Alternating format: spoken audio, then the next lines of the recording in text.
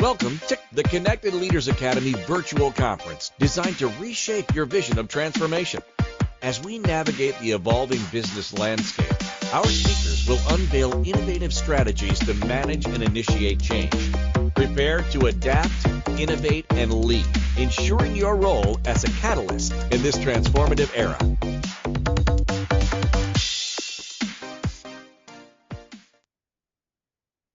Now, the best things in life are found in uncomfortable situations.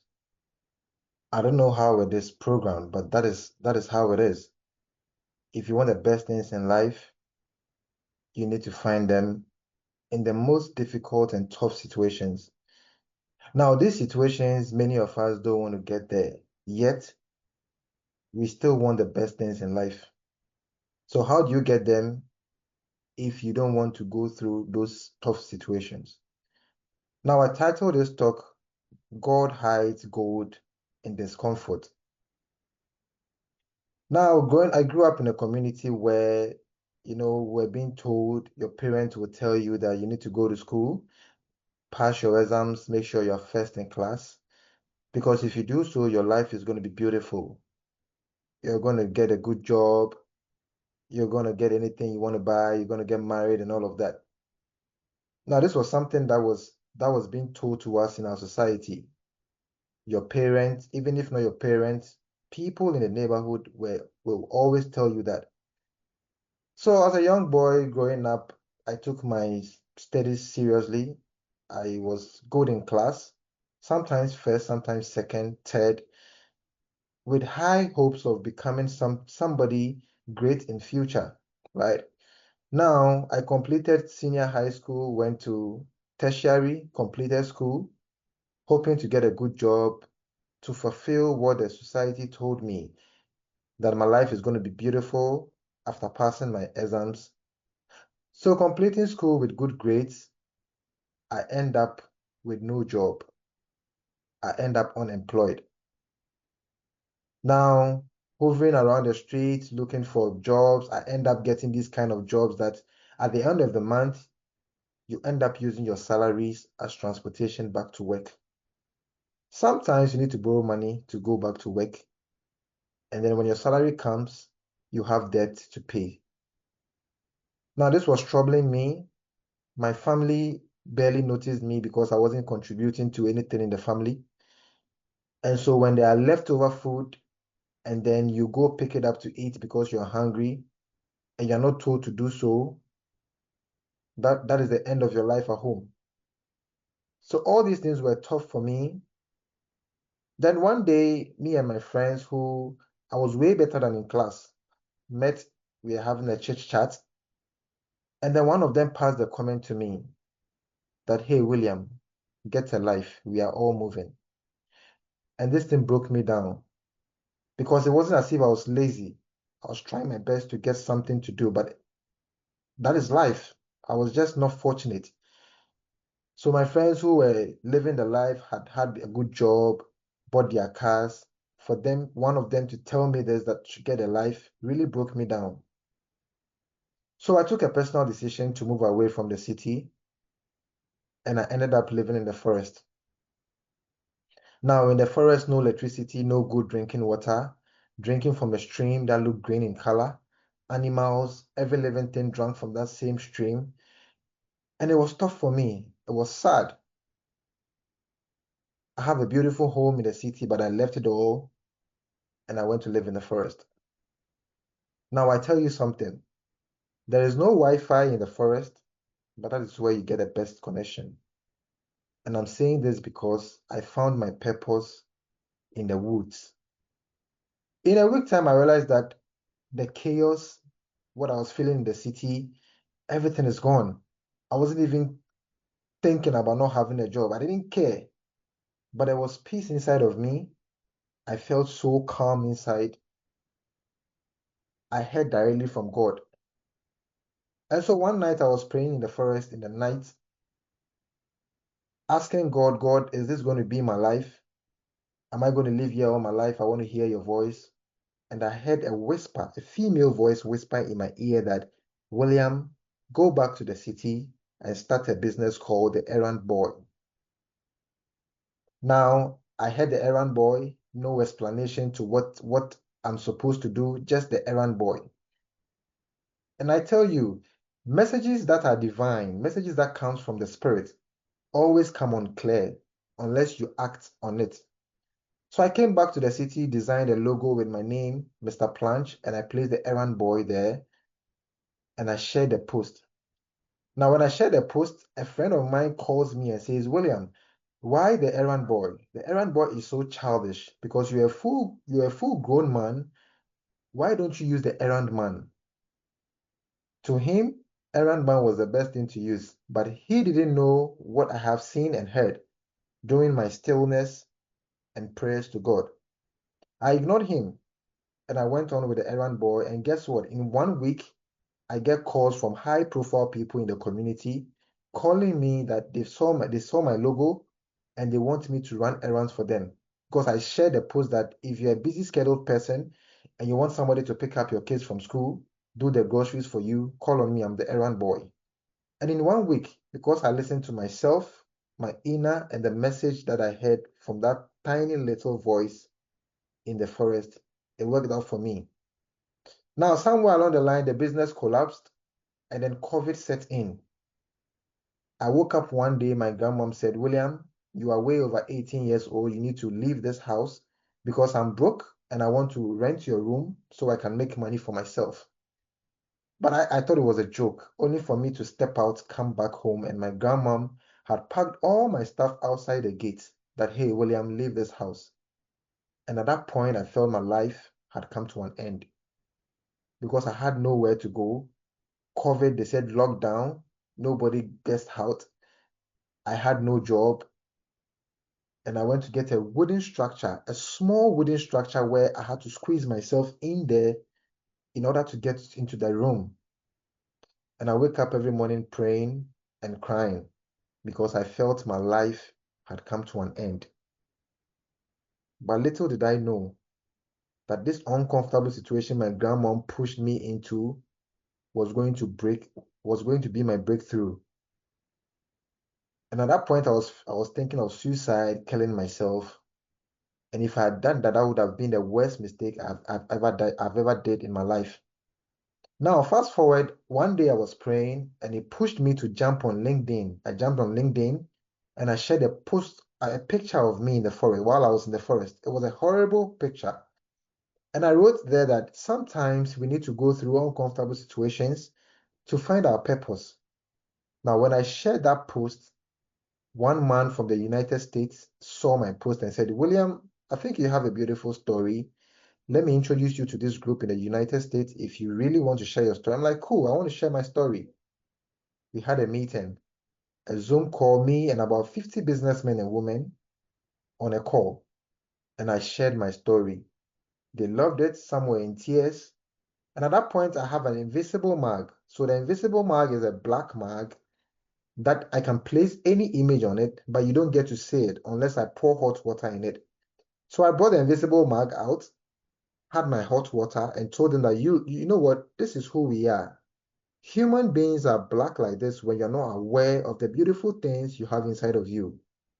Unless you go through hot pain, unless you go through struggles and pain. So while I said that, I was pouring the hot water in, and then they started revealing the face of the CEO of that networking group. Now, when the face revealed, they freaked out and were like, wow, William, wow, William. And I'm like, yeah, this is who we are. Now, if you have one of these marks, it is going to serve as a reminder to you every morning when you're having your hot coffee that there's something special inside of you that needs to come out for the world to see. Boom. The next thing I saw myself doing was shipping these marks from Ghana to the US. They started buying my marks and I started making money. And that was the beginning of my breakthrough. I became a part of the networking group. And anytime they were talking, they talk about books. Books. Oh, I read this book. It was good. Have you read this book? One day I was praying again, and this same voice, this same female little tiny voice whispered in my ears again and said, William, you have a story. Your whole life is a story. These people are always talking about books. Why don't you put your story in a book and sell it to them and title the book No Human is Useless? So I worked on a book, and today this book is 9 times international best-selling. I've been featured on the Times Square billboard. I have my global movement, No Human is Useless. I've gone to the UK to pick up awards based on depression because I use my story to empower people. I use my story to give people hope.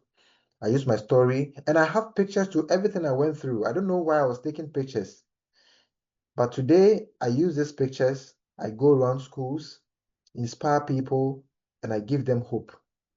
And anytime I do that, it brings me joy within. Now, the question is, what if I killed myself? What if I committed suicide? What if my grandmother didn't sack me from home? When my grandmother sacked me, we were calling her names. She is a witch. She doesn't want my progress. But hey, I tell you, always thank your enemies. Thank people who push you into uncomfortable situations because they pave the way for you. They pave the way to your breakthroughs. But you end up hating them. You end up fighting them. If my grandmom hadn't sacked me from home, I would still be living in my grandma's house till date. But when she sacked me and I moved out, that is when opportunities started opening for me. I did an amazing conference yesterday, big conference, and I had people flying in from Switzerland and UK coming to Ghana, all because of me, all because of me. And hundreds of people had hope yesterday, last night. The messages are too many. What if I took my life in that uncomfortable situation I found myself? I couldn't give people hope. I couldn't do what I did yesterday. And it's all because I gave myself just one more day in the tough times. All because I prayed to God. I never lose hope. Though it was painful, but what do you have to do? Nothing.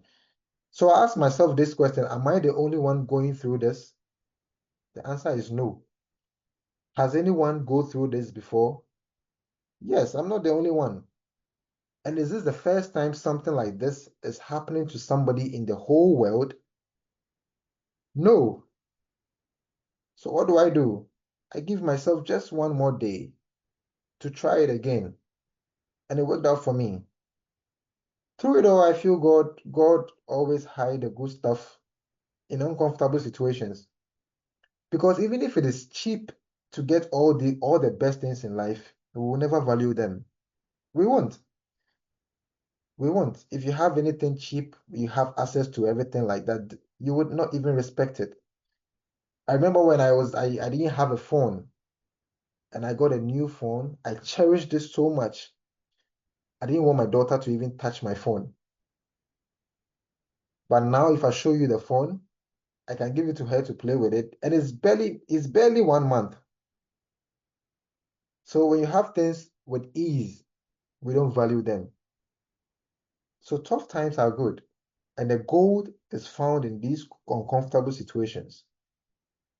Many people have committed suicide when they were just an inch away from their breakthroughs and blessings. And it's because they couldn't give themselves one more day.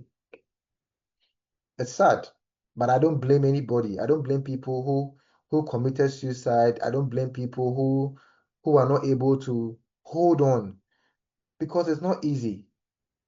It is not easy. You don't fight chaos with chaos. When you go through such situation, you need calmness. You need to reconnect with yourself. The best of the answers comes from within. Now, last story I want to share is this. This year, January, I was busily looking for paid speaking gigs outside Ghana, and I knew people who could just snap their fingers and it would just happen for me. Now, I speak to these people, and everybody said no. No, William, not this time, William. I can't help you, William. Rejections throughout. I went back to prayers, meditating, and then this same little female voice comes back again and says, William, you have a powerful story. If you want to speak on stage and then people are saying no, why don't you create your own event? Because if you create your own event, you're going to get a stage to yourself for as long as you want. And that is the beginning of the No Human is Useless annual conference, which happened yesterday. That saved so many lives. Now, when I had this idea, I had no money. I had no money. I set up a crowdfunding platform. My friends outside were putting in $10, $5, the small monies. One day, and through it all, I was just fasting. I set 21 days to fast without food and water. So I wake up, no food, no water until it is 3 p.m. Now I was there one day and then $1,000 flashed into the account. I went to look for the person, sent him a message. Hi, sir. Thank you so much for blessing me with this, for supporting this movement. And guess what he said? William, don't say thank you. I had to do this because I can't see no human is useless and pass by. This is a great thing you're doing.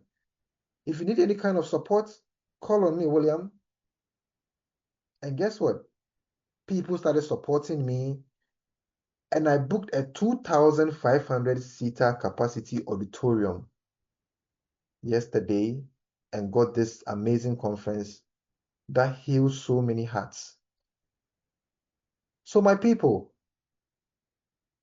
the best things are really found in uncomfortable situation. Look at people, the great people in the Bible.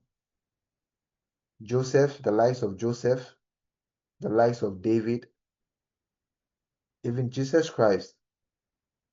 They all went through pain and struggles, all right, to be victorious.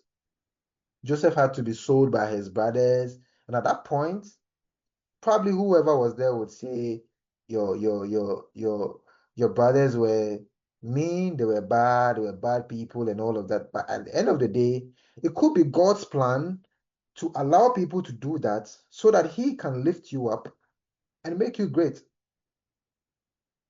That is how God works. Because He hides the gold, He hides precious stuff in the most uncomfortable situations so that not everybody can have access to it. Because some people cannot hold on to it, some people cannot maintain it, and so it needs to be hidden. And so this stuff, when you go through it, that is not a point for you to commit suicide. That is not a point for you to commit suicide. That is where you need to give yourself that strength. You need to hold on. You need to pray to God for strength. And God is the giver of strength. Because when you take your life, you end it all. You might be the one to be saving millions of people. Why do you take your life? Why do you commit suicide? Why would you do that? We all want these best things in life, but we are just not willing to go through what it takes to get all these amazing stuff. If you don't want to go through that, then you don't have to wish for good stuff. You don't have to wish for the best things in life. You don't, because you're not willing to pay the price for it. Nothing is free. All right, nothing is free.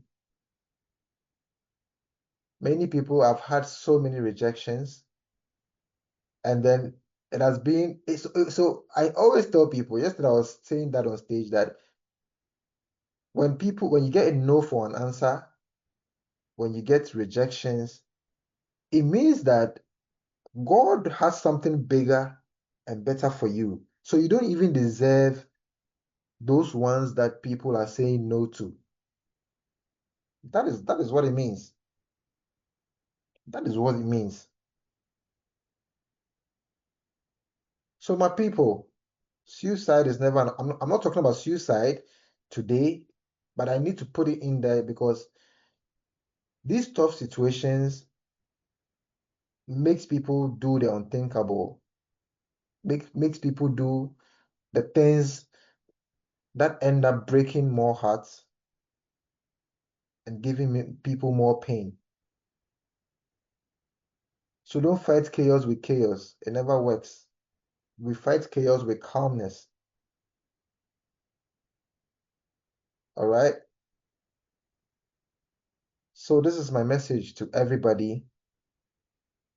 And these are my last words, that the best things in life are found in uncomfortable situations. God hides the gold in discomfort. Don't kill yourself. There's something better in you that the world needs to benefit from. There's something special God has given to you to give to the world. Because like they say, so many sperms are inside man, but during an intercourse, only one gets to penetrate. So out of that millions of people, you were the one to come out. It means you came here on purpose. You came here on purpose. It means that out of all these millions of people, God has decided to sign a partnership deal with you. And that is amazing to have a partnership deal with God, to tell you that come to this world, come and do this for me. And I'm also going to do this for you. You are special. You are very special. So I beg you, tough situation is always going to come. They are always going to come. It's never ending. Depression has no cure. Depression is never ending. When you overcome one, another one is going to come in different phases. You have to get a prepared mindset to also create a defensive mechanism to face it when it comes. So depression is always going to stay with us. It's never going anywhere. It has no cure. So it's always going to come. But when it comes, don't let it allow you to go commit suicide, to kill yourself. When depression comes to you, it means that there's some gold in there that you need to fish out. Beautiful people, like I said, the best things in life are found in uncomfortable situations. God hides the gold in discomforts. Thank you very much. My name is William Plange from Ghana.